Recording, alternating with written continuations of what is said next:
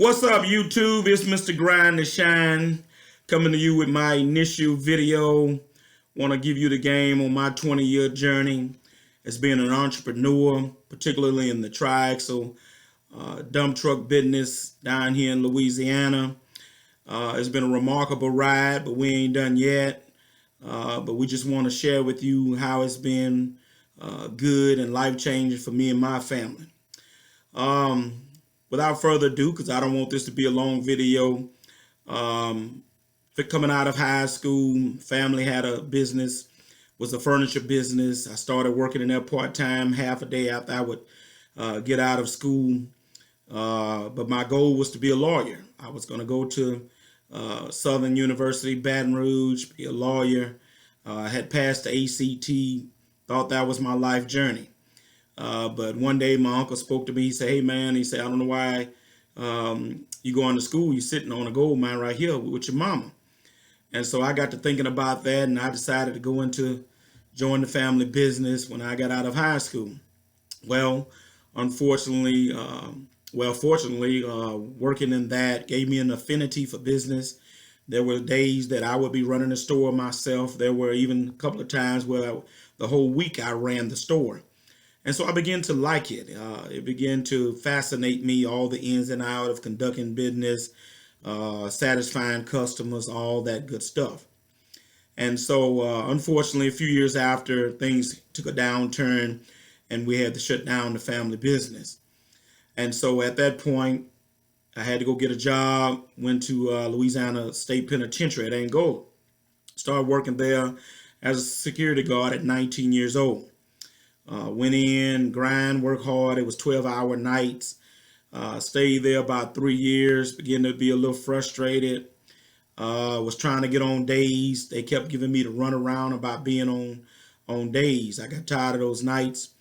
And so a couple of my homeboys who had actually been there longer at the penitentiary than me went and got their CDLs, Class Bs, and started driving cement trucks. And so those guys had been doing that about a year, and I was frustrated with not being able to get on days, and I started inquiring with them guys about how did they go about that. And so they gave me the game on how to go get your CDL without actually having to go to driving school. That's another video for another time in the future. I'm going to share with you how you can go get your CDL without actually having to pay a whole bunch of money or going to driving school. But what happened was stepped out on faith, went and got my Class B CDL just the way that my friend had told me how he got his, and left state job, penitentiary, benefits, insurance, all that good stuff. I go and drive a concrete truck. All right. And so I get out there, don't know anything. My uncle-in-law at the time got me on at the company he was on. He started training me. First time being in a big truck, didn't know anything. Everything just seemed so huge and big to me on the inside of that truck, and I was just like, wow. And but he had patience with me, and he told me to take my time, and I observed day after day, and after about 2 weeks I began to get the concept of how to shift out the truck, and then he began to teach me how to operate pouring out the ready mix concrete. And so after about 3 weeks, 4 weeks, I mean, I had it, and supervisor gave me my own truck, started driving my own truck. Well, the problem was at that particular place is that they didn't give us a whole lot of hours, the new guys. And so I was getting only 25, 30 hours a week, and, recently married with a child to take care of, had bought a brand new mobile home, and just couldn't make it like that. And so I would notice on some evenings and 12 and 1 o'clock when we were going home that the other plant where there was trucks of the same company stationed at, these guys were still working. And so I inquired with a couple of guys, "Hey man, what's going on with those guys down there at the other plant?" He said, "Man, that's in the city, so they got a lot more work up there than we do up here." So I inquired with the supervisor. I thought about it for a few days. I need to make hours, to make some more money. And so I inquired of the supervisor, about me going down to that particular plant and work. And he gave me his blessing, told me, "Hey, look, as long as you can get there." I said, "Well, yeah, I got transportation." And so I went down there and started getting my grind on. That's why I can speak about grinding. And it was an excellent opportunity for me Those guys, I mean, you could get all the hours you wanted out of there. We were only making $9.15 an hour. This was back in 1997. And but went down there 60, 70, 80 hours a week. Sometimes going to work 2 o'clock in the morning. And I recall my grandfather-in-law at the time making a statement. He says that boy going to work, and when he goes to work, it's dark, and then when he gets off, it's dark.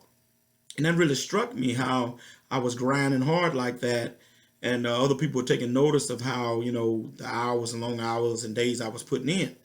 But I didn't mind working, and that's where that concept comes from with grind to shine. I knew I wanted things out of life. I had bills to pay, and so therefore I was willing to pay the price, having been raised to work. And so I'm working at the concrete plant 3 years. Everything is good, but something just didn't sit well with me. And one day, an older man at the plant who had been working there for years, he shared with me in the break room one day. He said, "Man," he said, "you're a young man." He says, "You don't need to be here." He said, "Don't find yourself my age and still here." And he said, you need to be in a plant somewhere at your age. And I think at the time I was about 23 years old, something like that. And so I got to thinking about that when that old man said that. I was like, man, maybe there is something else that I can be doing to better myself. And so I began to think about that thing. And then I began to explore, different plants that I might could apply for and try to do just like what the guy said. And so I started going around, inquiring in the paper, calling people that I knew. Hey, man, they're hiring over there. Can you get me in? Blah, blah, blah. Well, to no avail, nothing broke for me. What looked promising, it all fell through. So after that, I said, well, what can I do now? That's fell through. And I thought about it. I said, well, what about using what you already have? You have a Class B CDL. What about getting your own truck? And I began to ponder on that thing. And I said, well, I started looking around, seeing guys with their trucks working. I said, well, man, this is possible. But at that time, I was thinking over the road trucking. So I started looking at trucks, talking to guys, and thinking about it. And so one day the conversation comes up with a longtime employee of the company. His son had a Triaxle dump truck. And so I spoke with him, and I talked with him. I said, hey, man, I say, I'm interested in getting into dump trucking. And I've actually looked at a couple. He says, well, if you get one, you want to get a triaxle. Don't get a tandem dump truck. He said the triaxles are what the construction companies are looking for. He said, look, here's my son's number. Call my son. That's what we do. And so I called his son, and we chopped it up, and he gave me the reel and gave me some pointers and told me, yeah, man, you get it, let me know. He said, tell you what, come ride with me one day and check it out what we do. And so I followed up and did that, went out there and rode with him, and met a couple of other guys on the job with him. And they all said, hey, man, you get a truck, just let us know, and we'll look out for you. And so, boom, I began to look for a truck. Got truck paper, which you can find at any truck stop. Began to surf the web looking for trucks. And after a week or so looking at trucks, I found a truck that I liked in Houston, Texas. So, boom. Talked to the man over there, liked what I saw, and at that time, my parents weren't in a position to help me. Luckily, I had enough good credit to have a line of credit at the bank and were able to secure some money for a down payment. Go over to Houston, I was approved, got the truck, bring the truck back. All right. And so, boom, I'm in business now. All right. And where I stay is mostly a rural area about 20 miles north of the city of Baton Rouge. And so where we stay in the country living, it's not really a whole lot of everyday work here. And so I knew that I wasn't going to be able to make it every day up here, that I was going to have to pretty much be in the city every day if I wanted to make it. That was no problem. And let me drop anchor and tell you, that when I stepped out there and got my truck, a lot of the naysayers, even some of my homeboys from my area town, even some of my relatives, what that boy doing? He's got to be crazy. Where you going to work that at? And so I say to you, don't listen at the naysayers. You follow your dream, you do your due diligence, you research, you talk to the people you need to talk to, and you push forward. And so I'm out here now, got my insurance. I found out who I need to get insurance through, got my insurance. My friend, the guy that I talked with, hit him up. Hey man, I got my truck. He said, okay. And so I hollered at him, and he told me some places to check for by work, and to basically look in the phone book, look at some of these companies, call them, see what's up. So I started making phone calls, giving people my insurance information, letting them know, giving my contact information. I got a Triaxle Dump Truck. All right. And so at the same time, there was these open yards, we would call them, uh, um, dirt pits, limestone yards that you can just go to, sit there, and if they get loads called in, then you could haul the loads. And so that's what I did. Boom. Started working with that. Really wasn't making about 300. Lucky if you got $400 a day. But back then, in the year of 2000, when I started, diesel was only like 119, a gallon. So, drive my own truck, making 300 to 400 a day, pulling down 1,500 to 2,000 a week.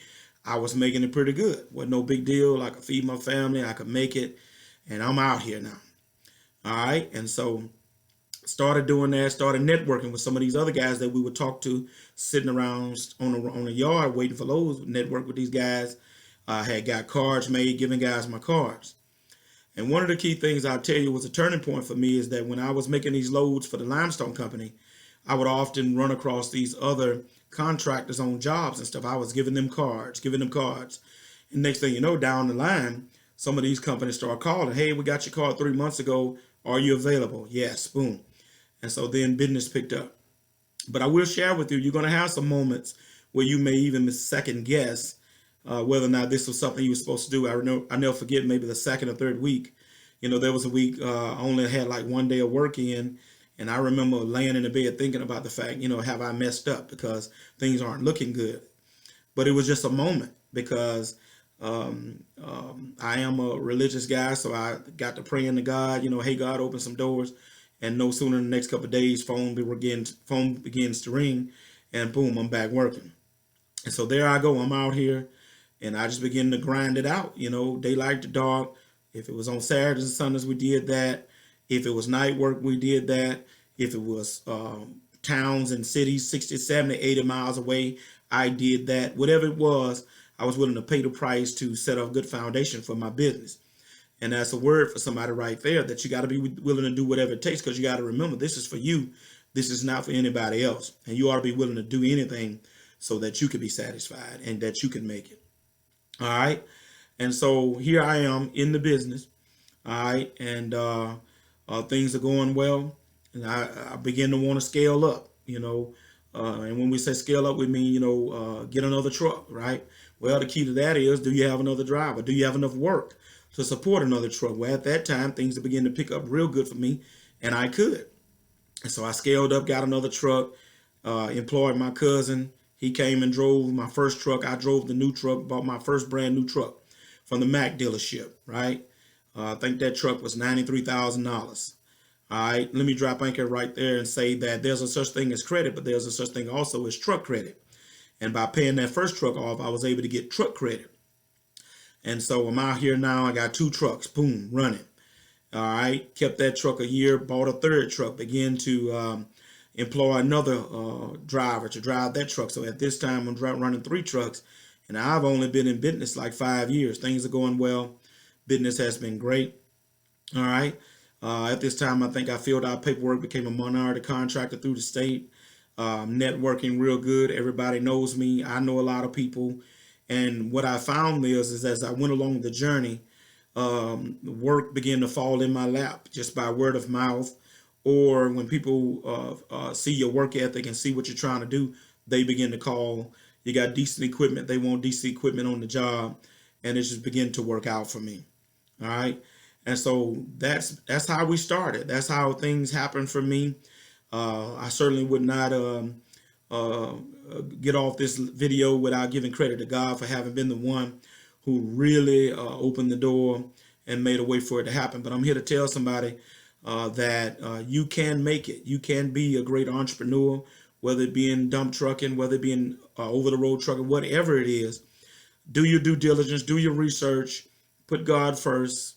Count up the cost, have resources, have capital to get started, and you can be successful owning your own business, running your own business, and creating generational wealth for your children. As it stands now, this is year 20. I've had up to 4 and 5 trucks. I branched off into road trucking one time. I branched off into a trailer trucking at one time. No longer doing any of that. In my 20th year, we've kind of scaled down to just one truck, which I'm kind of halfway driving myself. Sometimes I get somebody else to drive it. But I'm telling anybody, it's been a good run. I'm still going to do a few more years in it, but you can be successful in it in Triaxle Dump Trucking. All right. And so I think that's what I want to tell you. This is the 20-year journey that I've been on. It's created a different way of life for me and my family. I've enjoyed the freedom that comes with it. In future videos, I'm going to give you a case by case basis of different steps of how to get started in this business. Be on the lookout for it. Subscribe to my channel, Grind to Shine. Like this video, share this video, let somebody know that this has been beneficial to you and what you might be trying to do. And I hope to help you along your entrepreneurial journey. Thank you so much for listening. Don't forget, subscribe, Grind to Shine. We'll be back at you with another video soon. Appreciate you.